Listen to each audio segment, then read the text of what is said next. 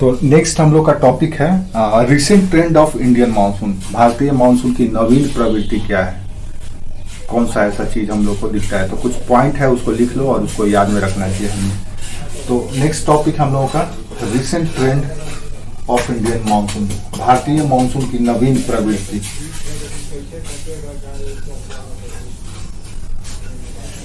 सबसे पहला है नवीन। रिसेंट ट्रेंड का मतलब यह है कि पहले ऐसा नहीं होता था, लेकिन अब दिख रहा है। जब भी मानसून आता है अब ये एक्टिविटी हमको दिखाई देता है, इसीलिए हम उसको रिसेंट ट्रेंड कर रहे हैं। सबसे पहला है राजस्थान में बाढ़ का आना। पहला है राजस्थान में बाढ़ का आना। अब ये बात आपको समझना पड़ेगा, राजस्थान में क्यों बाढ़ चले आ रहा है भाई। मानसून जब भी आता है तो राजस्थान में तो बाढ़ नहीं आना चाहिए था। क्यों नहीं आना चाहिए, आप देखिए राजस्थान कहाँ पे है। ये एरिया है राजस्थान का। अब ये एरिया में जब यहाँ से मानसूनी हवाएं जाती है, आप देखेंगे कि जब यहाँ से मानसूनी हवाएं जाती है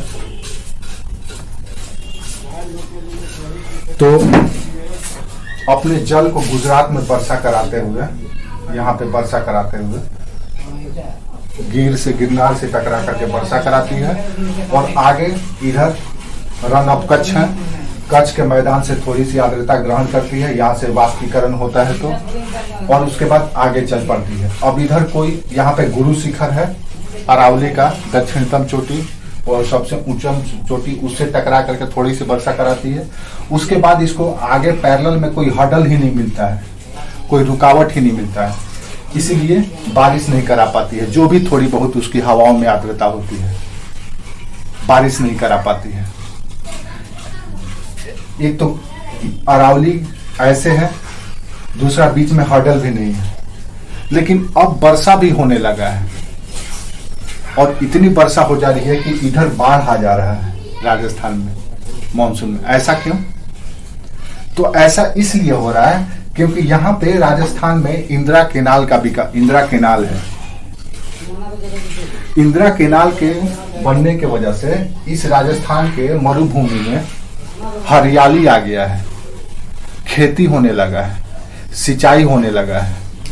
इससे क्या हुआ कि सिंचाई और खेती की वजह से इन क्षेत्रों में जल राशि सतह पर फैल रही है, सिंचित क्षेत्रों में, और वो जल राशि वाष्पीकृत होकर के ऊपर उठ रही है और ऊपर उठ करके इसके सतह पे चलने वाली मानसूनी हवाएं उस वाष्पीकृत जल को ग्रहण कर ले रही है और ग्रहण करके भारी हो जा रही है और इस इधर दाहिने मुड़ने के क्रम में अरावली से टकरा करके इस क्षेत्र में पूरा वर्षा करा देती है। अब वर्षा तो जितनी भी आर्द्रता है उतनी करा देती है, आर्द्रता उसको मिल जाता है इंदिरा कैनाल की वजह से, सिंचाई की वजह से वर्षा करा दे रही है। लेकिन क्या इतनी वर्षा करा देती है कि यहाँ पे बाढ़ आ जाए? तो बाढ़ इसलिए नहीं आता है कि अत्यधिक मात्रा में वर्षा होता है, हैवी रेनफॉल होता है, इसलिए बाढ़ नहीं आता है। बाढ़ आने का कारण कुछ और है। इसका कारण यह है कि राजस्थान का जो क्षेत्र है, मरु मैदान या मरु प्लेन जो है, वो प्रायद्वीपीय पठार का हिस्सा है। आपको पता ही है प्रायद्वीपीय पठार, ये सब एरिया प्रायद्वीपीय पठार का हिस्सा है। हम बताए थे कि प्रायद्वीपीय पठार का उत्तर पश्चिम हॉर्न है, सिंह है अरावली का पहाड़, और उत्तर पूर्व सिंह है मेघालय की पहाड़ी। आपको पहले ही पता है। तो भले ही ऊपर में उच्च ताप के कारण और भौतिक अपक्षय के कारण इसके सतह चूर चूर होकर के बालू में कन्वर्ट हो गया हो, ऊपर में भले ही बालू है, लेकिन नीचे में अगर देखा जाए, जैसे ही 2 फीट 3 फीट 4 फीट खोदेंगे आप, तो नीचे में इसके कठोर चट्टान, प्रायद्वीपीय पठार की कठोर चट्टानें फैली हुई है। ऊपर में भुरभुरी बलुई मिट्टी है और नीचे में कठोर प्रायद्वीपीय चट्टान है। अब होता क्या है कि जितना भी वर्षा का जल होता है, ऊपर वाला लेयर जितना सोख सकता है सूखता है, और उसके बाद जैसे ही इसका सेचुरेशन हो जाता है, ये संतृप्त हो जाता है, तो नीचे का सतह जो ठोस है उसके नीचे से पानी छन करके नीचे भूमि के अंदर जाता ही नहीं है, बल्कि ऊपर ही रह जाता है। और धीरे धीरे क्या होता है कि जल सतह पर आ जाता है और राजस्थान में बाढ़ आ जाता है। तो बाढ़ आने का कारण राजस्थान में ये नहीं है कि यहाँ पे अत्यधिक मात्रा में वर्षा होता है, भारत के अन्य क्षेत्रों की तुलना में अधिक वर्षा होता है, इसलिए है क्योंकि इसकी संरचना ही अलग तरह का है। इन चट्टानी प्रायद्वीपीय चट्टान से निर्मित है, नीचे ठोस है और ऊपर भुरभुरा है, इसलिए बाढ़ आ जाता है। समझ में आया? हाँ, क्योंकि नीचे पानी जमीन के अंदर नहीं जा पाता है। जैसे हमारे प्लेनी एरिया में क्या है, प्लेनी रीजन में बहुत जल्दी बाढ़ नहीं आता है। क्यों नहीं आता है? क्योंकि पानी को जमीन अंदर में सोखते रहता है, ग्राउंड वाटर रिचार्ज होते रहता है, छन छन करके नीचे भूमि के अंदर जाते रहता है। और यहाँ क्या है कि 2 फीट 4 फीट ऊपर बालू है, बालू जितना सोखना है सोखा, उसके बाद जैसे ही नीचे गया वो पानी नीचे उस चट्टान के नीचे जा ही नहीं पाता, क्योंकि कठोर चट्टान है, प्रायद्वीपीय पठार का चट्टान है। अब मान लो कि हमने, जैसे ये डस्टर है, इस डस्टर में ऊपर में कैसे स्पंज या रूबा लगा हुआ है। अब यहाँ पे तो हमको लग रहा है पानी डालेंगे तो सोखेगा, उतना ही सोखेगा जितना इसका कैपेसिटी है, क्षमता है। उसके नीचे तो ठोस लकड़ी का है परत। अब जैसे ही ये सेचुरेट हो जाएगा, संतृप्त हो जाएगा, जितना उसको जल सोखना है सोख लिया, उसके बाद जैसे ही नीचे जाएगा तो नीचे वो पानी जाने ही नहीं देगा। तब पानी क्या होगा कि इसके ऊपर ओवरफ्लो करने लगेगा और यहाँ पे बाढ़ आ जाएगा। सेम सिचुएशन है, जैसे ये डस्टर का सिचुएशन है उसी तरह से है राजस्थान प्लेन का स्थिति। नीचे में पूरा प्रायद्वीपीय पठार का चट्टान है सब, और ऊपर में बालू है, जैसे ये स्पंज है। क्लियर है?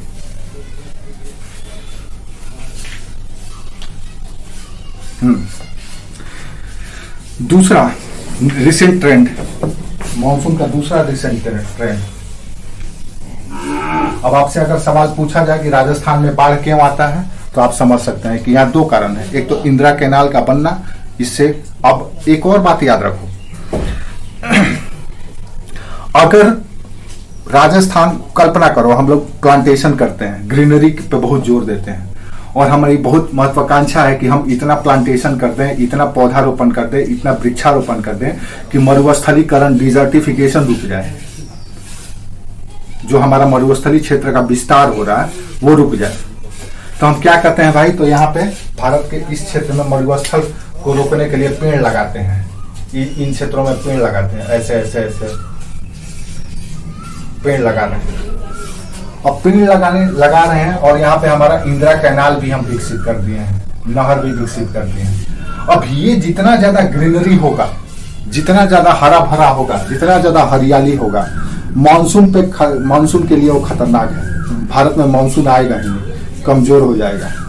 क्या ये बात सत्य है?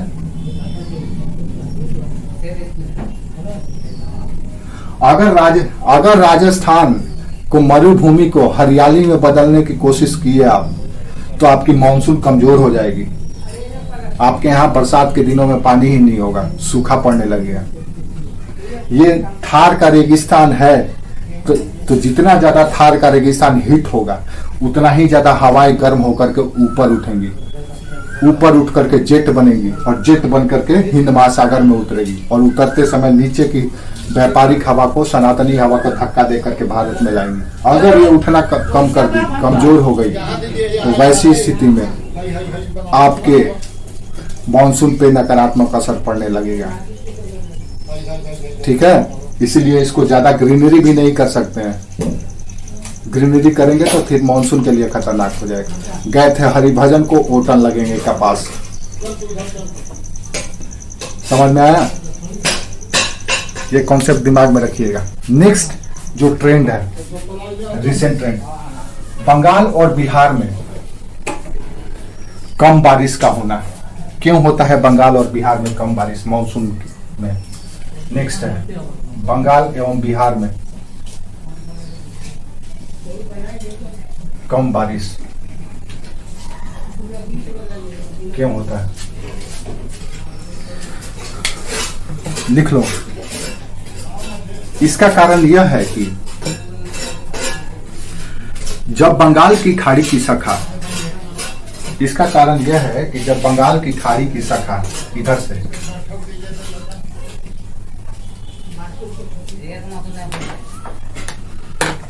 लौटने लगता है, तो उस समय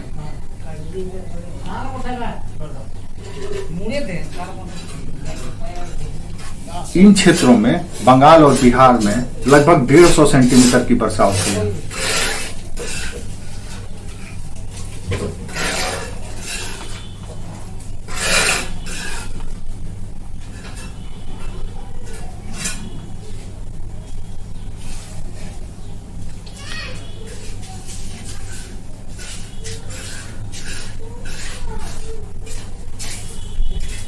लगभग 150 सेंटीमीटर की वर्षा होती है। और इतनी कम वर्षा होने के बाद भी इन क्षेत्रों में बाढ़ आ जाता है। रिसेंट ट्रेंड क्या है? बंगाल एवं बिहार में कम बारिश के बावजूद बाढ़ का आना,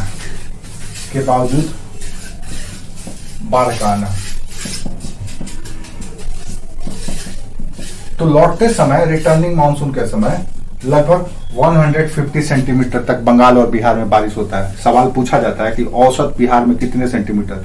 झारखंड में भी उतना ही वर्षा होता है, 150 सेंटीमीटर। तो 150 सेंटीमीटर का वर्षा होता है, लेकिन इसके बावजूद भी बाढ़ आ जाता है। असम में 300 साढ़े 300 सेंटीमीटर होता है, तो चलो समझ में आता है, उतना पानी हो रहा है तो बाढ़ आ रहा है।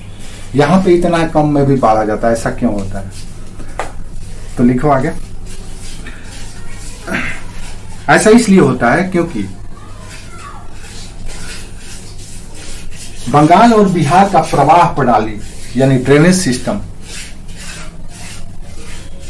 बंगाल एवं बिहार का प्रवाह प्रणाली अर्थात ड्रेनेज सिस्टम नीचे पड़ता है, डाउन पड़ता है, ऐसे। आपको पता ही है क्यों ऐसे? क्योंकि आपका भारतीय प्लेट ही ऐसे धंसा हुआ है, ऐसे है। इधर उठा है, इधर धंसा है। दक्षिण में उठा है, उत्तर में धंसा है। पश्चिम में उठा है, पूरब में धंसा है। इसलिए प्रवाह प्रणाली, ड्रेनेज सिस्टम ऐसे है। अगर आप यहाँ पे पानी गिराएंगे तो पानी आपका ऐसे बहेगा, क्योंकि आपका शेप ही ऐसे। बर्तन है, बर्तन को जिस ओर झुकाएंगे पानी उसी तरफ जाएगा। तो इस बर्तन का अगर भारतीय भूमि को अगर एक थाली की तरह देख लें, तो थाली का जो किनारा उठेगा और जो किनारा दबेगा उसी अनुसार से पानी बहेगा। यानी कि जिधर धंसेगा या दबा हुआ होगा थाली का किनारा, उधर पानी जाएगा। तो पानी ऐसे जाता है, क्योंकि